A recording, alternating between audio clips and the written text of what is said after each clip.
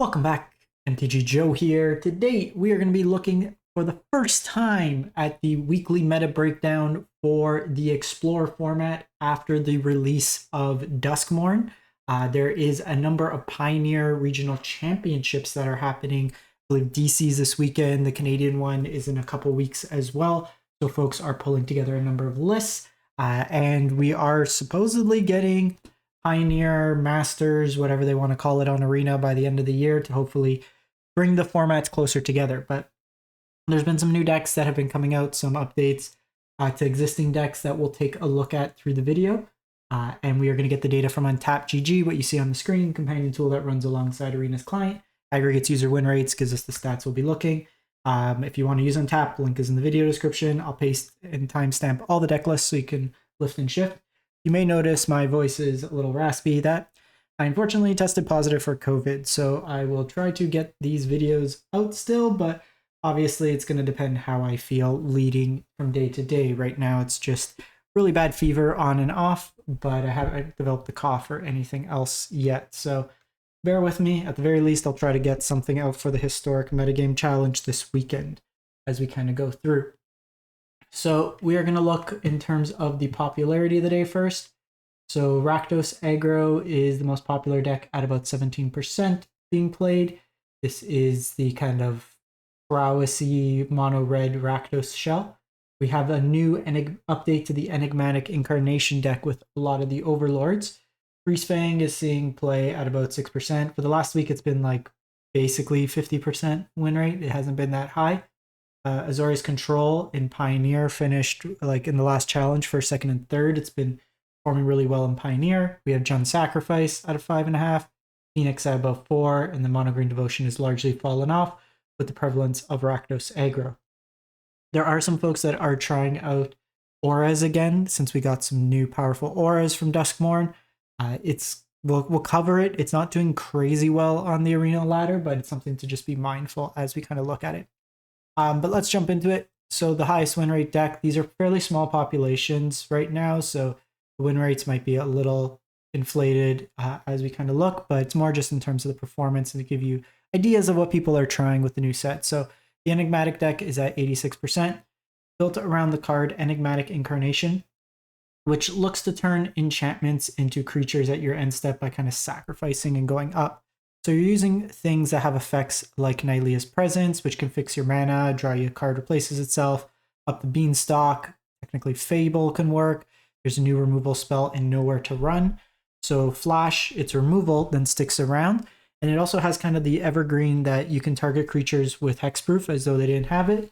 And similar with Ward. So if they do something like Snakeskin's Veil, you could still kill it in response type thing. But that's something else you could kind of sacrifice up the chain as you go up. You have early removal, Fatal Push, Torch the Tower, Get Lost, High Noon for any of the prowessy Storm decks. Glasspool Mimic could copy your ETBs, and then you're kind of a toolbox deck. So you have access to things like Knight of Autumn, a flexible card, Artifact Enchantment, Hate, Life Gain, just a beater, Skyclave as removal.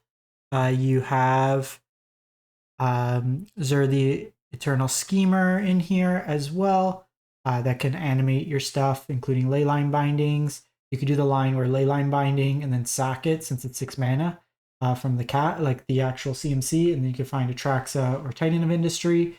And then we got the Overlords here, which are both enchantments and creatures, so it works in that sense. The Overlord could come down on turn 3 and then give you an everywhere land. That's every basic land type.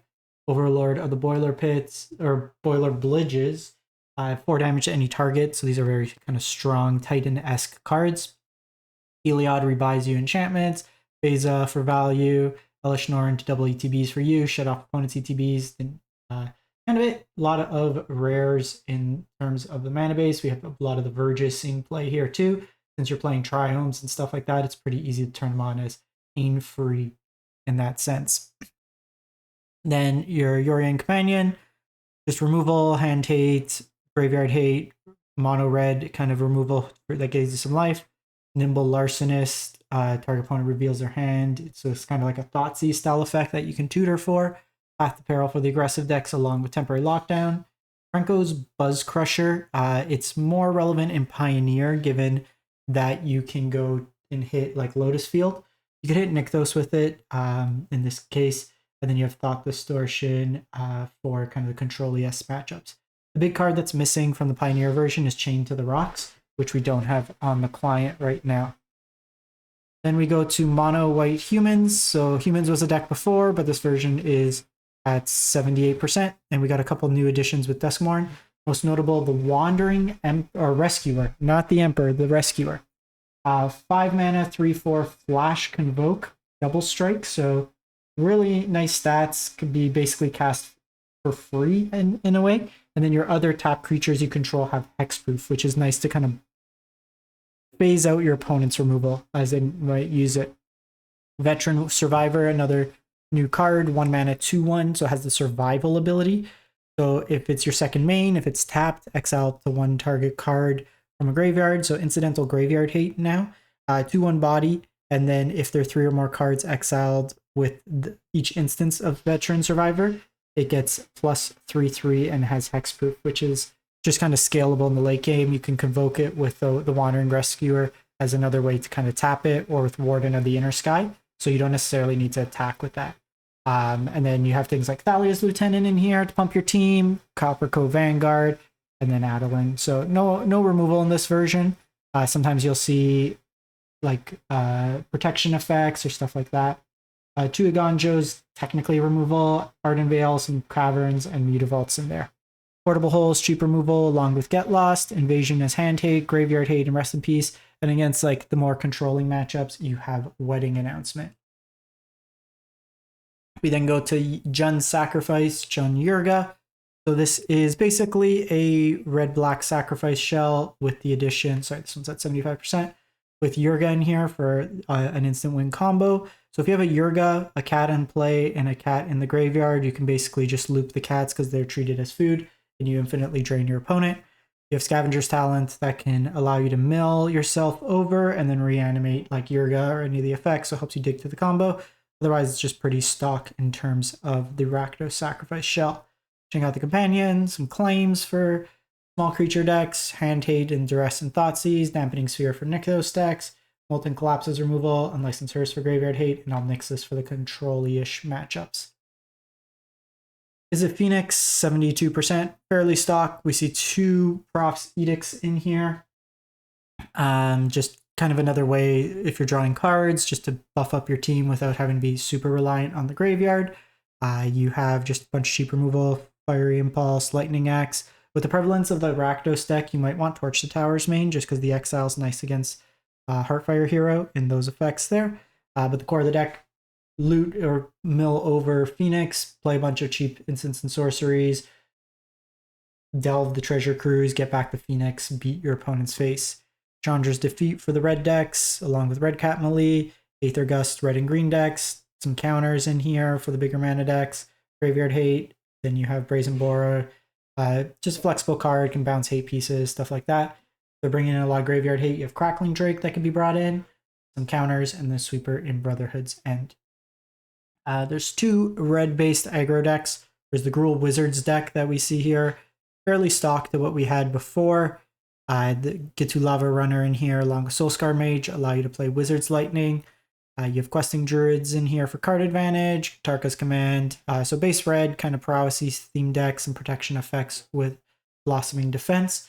The Gruul version also got the new Verge, so that's something I would play over the Pathway. The Verge by its base taps for red, which is useful in the deck, so I would play some copies of that over the Craig Pathway. You have Pick Your Poison, which is a flexible removal spell. I would probably play at least 2. It's useful against like Temporary Lockdown, the enchantment decks. It's an answer to Traxa. I would probably play at least 2 over like the other Witchstalker Frenzy. Magebane Lizard's really good against control or like spell-based decks, especially Phoenix. Various removal options. I think Case is a little slow right now. I prefer Forge in this place, but kind of your grindy card advantage element. The Rampaging Ferocidon. There's just a lot more ways to hit like the enchantments with like Get Lost and stuff like that. It plays bad into Shieldred. Anti-life gain with Ferocidon, and then removal with Witchstalker Frenzy. Then you also have the Rakdos versions, pretty much similar win rates. So with Rakdos, it's kind of more all pump effects. You have the Fling package with Callous Sellsword. Claim Fame can bring back your creature, give it haste. Dreadhorde can flashback stuff. You have Emberheart Challenger, the Slick Shot, Heartfire Hero in here. So more kind of prowessy, pump your stuff as opposed to somewhat interacting with your opponent's board with like burn spells. So there's pros and cons. Like this is more linear, but you can have hands that just don't do anything with bunch of pump effects if they kill all your creatures, and you're not interacting with your opponent's board as much. We're seeing some Fatal Push in the main as the only real removal, and a Reckless Rage. More removal between Push and Reckless Rage, and Hate and Thoughtseize, Claim Fame for the grindier matchups, Obnixis, as well as Hazoret, and then Unlicensed Hearse. I actually, like, I've seen some lists play 2 ops to Forges. I think I like that better. I've never really liked Hazoret. It just gets hit by the Wandering Emperor still. I guess against, because the thing is, even against like Rakdos, they could play Liliana. There's just like Edict effects, and you still have to hit 4 lands with this deck, which is only playing 20, I believe. So it's not the most consistent in that regard. Nixus just also plays better into counters and stuff like that. So then you have Mono Black Discard. So this is the kind of variation on the Waste Not without Waste Not. So it's kind of the mid-range-ish version. So we have Archfiend to draw, Shieldred at the top ends, Builder Talent in place of the Waste Not. A bunch of removal options, Hand Hate effects, Lilies, Trespassers, just shred their hand, kill everything, and then grind them out. You have utility lands in Field of Ruin, Blast Zone, Castle Lockwayne, Eye of the Eye Tyrant, and Sunken Citadel could reduce all that. Comes at 65%. Caustic Bronco for like the more control-y-ish like matchups. It's just when you want to shift out some removals, be a little bit more proactive. Filigree Silex just as a flexible. You can deal with like enchantments or stuff like that against the token decks. You can also play it. Graveyard Hate, Sweepers available. Single Leyline seems a little odd, to be honest. Like the likelihood you're going to hit with just a single Leyline when you already have 3 unlicensers seems a bit off to me. Then you have Aclazots for the grindy matchups and Invoke Despair to kind of go over the top of the mid-range matchups.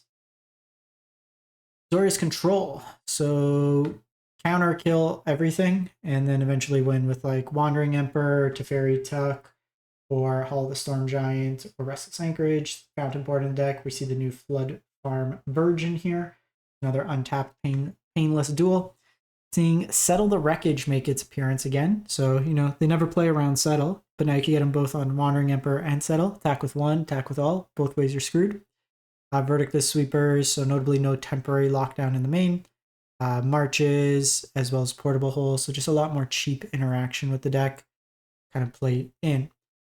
Counters, High Noon is good against Phoenix or against like the Prowessy style decks.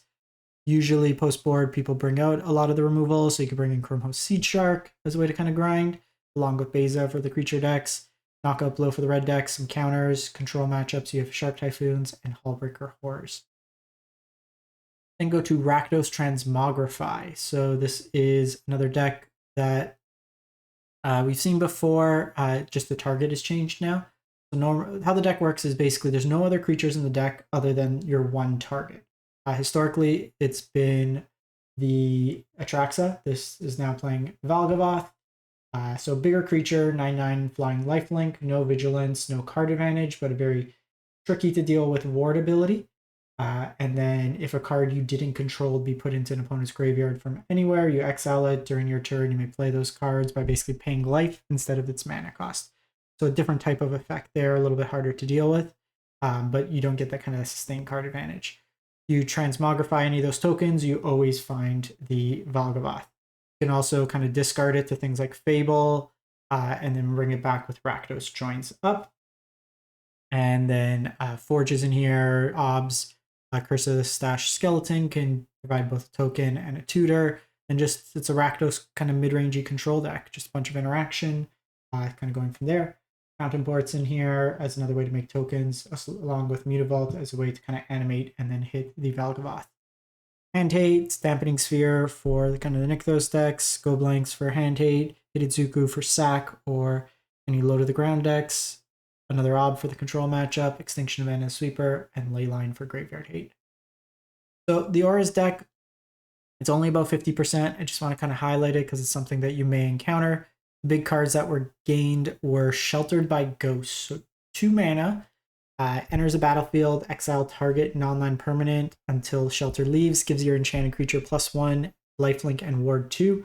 This can be kind of tutored on demand with Light Pause as you kind of play into it. You have things like Toadstool Admire. We don't have the hexproof 1-drop that we do in Pioneer, but just kind of a bunch of auras to pump them up. We also have Shard Mage Rescue as a flash protection aura, and then Optimistic Scavenger as a way to put counters when you're kind of playing out your enchantments as it kind of goes out. And then just kind of various counters, ETBs, Graveyard Hates. Again, I'm not going to go too deep into this, just something to put on your radar. I'll link the deck list. And then lastly, from the community, this one finished in Mythic. Ichilur's profile, they went 31 and 18. Reasonable matchup against the Rakdos deck. So if you're looking something there, this is kind of a Pioneer Explorer take on the Caretaker's Talent deck.